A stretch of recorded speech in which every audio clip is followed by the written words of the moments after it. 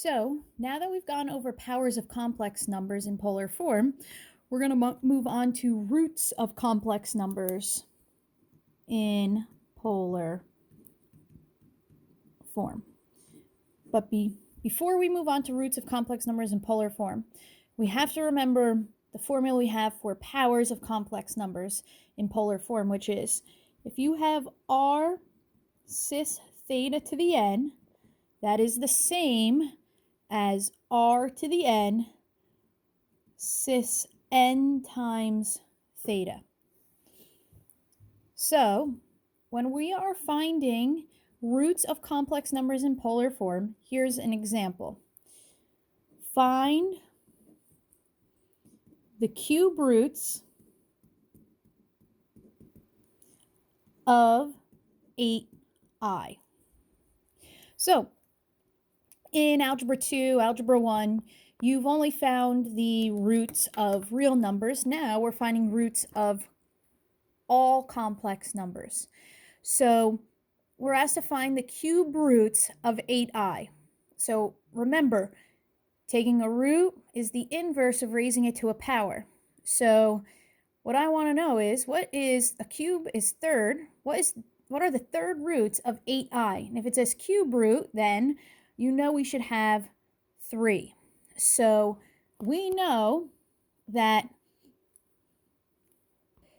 whatever the cubed root is that we get, if you were to take it and raise it to the third power, you should get 8i.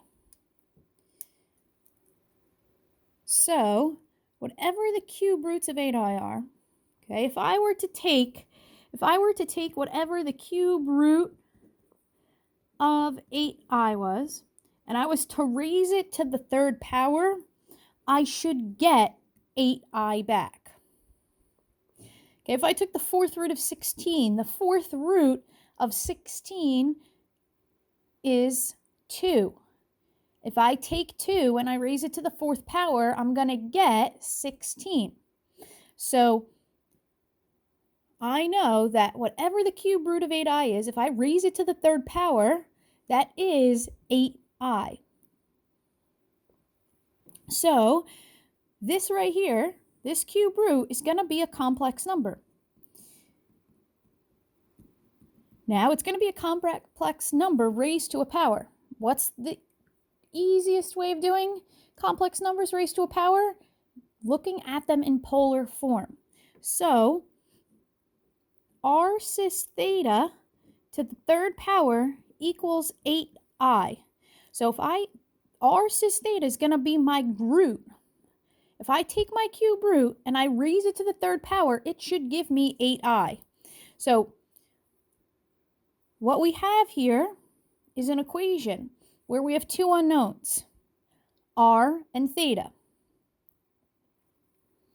Even though we have two unknowns, we're going to have enough information to figure this out, r and theta, because what we're going to do is you take the number, the complex number that's on this side right here, and we need to take that and write it in polar form, which gives us an r and which gives us a theta. So if we write the complex number 8i in polar form, okay, 8i, if I was to graph that, right there is 8i, okay, so that's got a length, r is 8, and the rotation there is 90 degrees. So we're not going to touch the left-hand side here.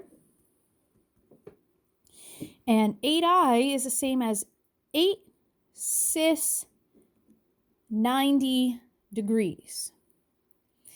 Now, we're going to simplify the left-hand side here. You know how to simplify. This is powers of complex numbers. This is going to be r to the third cis 3 theta equals 8 cis 90 degrees. So what we have here is what r to the third is and what 3 theta is. Now, one thing that you have to remember is there are an infinite number of degree values that I could put here that would be the exact same thing as 90 degrees. It would give you the exact same value as long as it's coterminal with 90 degrees. So if I add 360 to 90 degrees, and I'm at 450, if that's at cis 450, this would also be true. If I add 360 degrees to that, if I add 360 degrees to that, all of those values still hold true. That could also equal 3 theta. So we have to keep that in mind when we break up that r to the third equals 8 and 3 theta equals 90 degrees or anything that's a multiple of 360 degrees. So I'm going to write here plus 360 degrees k, where k is any integer, because technically if I had anything that was coterminal with 90 degrees, that would also make this statement true. So now what we're going to do is we're going to solve for r, and we're going to solve for theta separately. So we have to take the cubed root, r equals 2. Now we have to divide by 3. Divide everything by 3, so we get theta equals 30 degrees plus 120 degrees k. Now, if you notice, my first theta, okay, I have r is 2, theta is 30 degrees. What this multiplier right here is telling us is that if we just add 120 to 30, we're actually going to have another root, because if I add 120 to 30, I'm not coterminal with this 30 degrees. That means that when I add 120 to 30, that's a distinct root. And then if I add 120 again to 30, and that's not coterminal with either of the two I just got, then that is another root. So my first root is going to be when r is 2 and when theta is 30 degrees. That's going to be my first cubed root.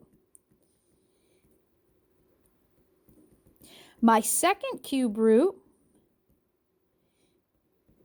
is going to be when r is 2 and theta is 30 plus 120 is going to put us at 150 degrees. And now add 120 to 150, 270. 270 is not coterminal with 30 or 150. That means my third cube root has an r of 2 and has a theta of 270 degrees.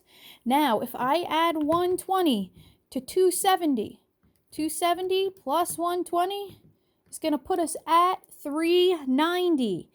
Is 390 coterminal with any of these? Yes. 30. That's when we stop and we realize I have no unique thetas that are, by unique, I mean they're not coterminal. So we've picked up all of the different thetas that are not coterminal that all make this true. That means these are your 3 cube roots.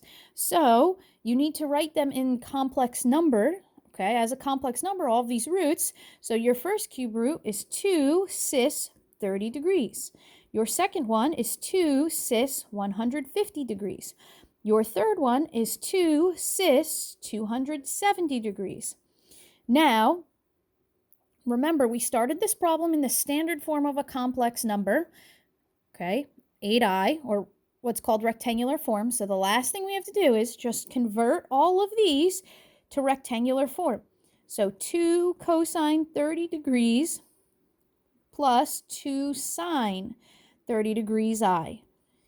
2 cosine 150 degrees plus 2 sine 150 degrees I. 2 cosine 270 degrees plus 2 sine 270 degrees I. And just use your calculator. I don't need you to keep them exact. You can just round them. And your 3 cube roots in rectangular form are 1.73 plus I, negative 1.73 plus I, and 0 minus 2I. So we have a formula that actually just piggybacks off of the powers of complex numbers in polar form. So the nth roots of z, the complex number in polar form, are, now what this means is, well, I shouldn't have just, actually it shouldn't say formula for cube roots, it should say formula for nth roots. We're not just worrying about cube roots, sorry about that. What this is saying is if you're going to take the fifth root of complex number, you're going to get 5 of them. If you take the fourth root, you're going to get 4 of them. So the nth root is saying if you're taking the third root, the 3 cube roots of the number you're wanting the cubed root of. So essentially, you're wanting the roots of this complex number here. So if you wanted the fifth root of this complex number, the fifth roots, you would take the fifth root of this. So if we take the nth root of that complex number, okay, from Algebra 2, you will know an equivalent way of writing this with rational exponents. The nth root of z is the same as z raised to the 1 over n. And so now what we're going to do is we're going to use our formula that we have for powers of complex numbers.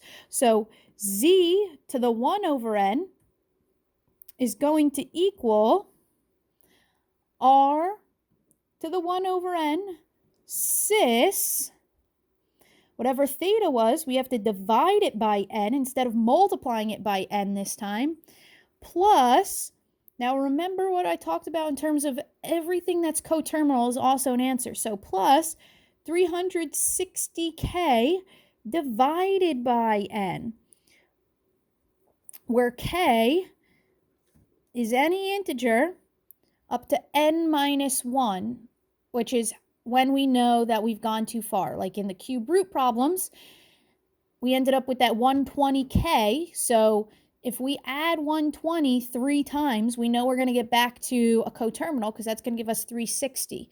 So k will always be up until n minus 1, which is telling you how many times you can add to the number that you already have right here, that theta over n. So this is the formula that you use to find the cube roots. Use this information right here. So we can practice another one. Okay, we can find the fourth roots of 81. So what we're going to do is we're going to write it out. Okay, so we know that the fourth roots, if we took them and raised them to the fourth power, we would get 81. So r cis theta to the fourth power equals 81. Now what we want to do is we want to take 81 and we want to write it as a number in polar form. So right now it's in rectangular form. 81, if you graphed it on the complex plane, it would be right here. It's got an r of 81. It's got a theta of 0. So this is going to be 81 cis 0 degrees. This is going to be r to the fourth cis 4 theta. So now we break it up. R to the fourth equals 81. 4 theta equals 0 degrees plus 360 degrees k, because anything that's coterminal with 0 degrees will also make this statement true. So we take the fourth root of 81 and we get 3. Now we divide by 4, divide by 4, divide by 4, and we get theta equals 0 degrees plus 90 degrees k. So our first root is going to be when r is 3 and theta is 0. Then our second is going to be when r is 3, and now we add 90 to 0, so that's going to give us 90 degrees. Our third is going to be add 90 to that. That gives us 180. Our fourth, because if I take 90 and add it to 180, I'm still not coterminal with any of these. Theta equals 270. Notice, I added 90 once, I added 90 twice, I added 90 3 times. If I add 90 a fourth time, I'm going to be at 360. That's coterminal with this one. Remember, fourth roots, I should see 4 of them. These are my 4 roots.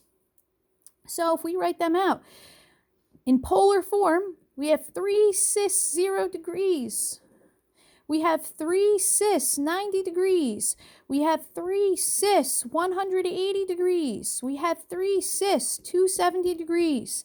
Now we did not start in polar form, so if we go back to the rectangular form, okay, this is 3 cosine 0 degrees plus 3 sine 0 degrees I. 3 cosine 90 degrees plus 3 sine 90 degrees I. 3 cosine 180 degrees plus 3 sine 180 degrees I. 3 cosine 270 degrees plus 3 sine 270 degrees I. Cosine of 0 degrees is 1, so this is going to be 3 sine of 0 is 0, so 3 plus 0 I, just 3. 3 cosine of 90 degrees. Cosine of 90 degrees is going to be 0. Sine is 1. So this is 0. If you wanted to write 3 plus 0i, that's fine. 0 plus 3i. The next one, cosine of 180 is negative 1. So this is going to be negative 3. Sine of 180 is 0. Plus 0i. Cosine of 270 is 0. Sine of 270 is negative 1. This is 0 minus 3i. So just 3. 3i, negative 3, and negative 3i. Those are your 4 roots of 81.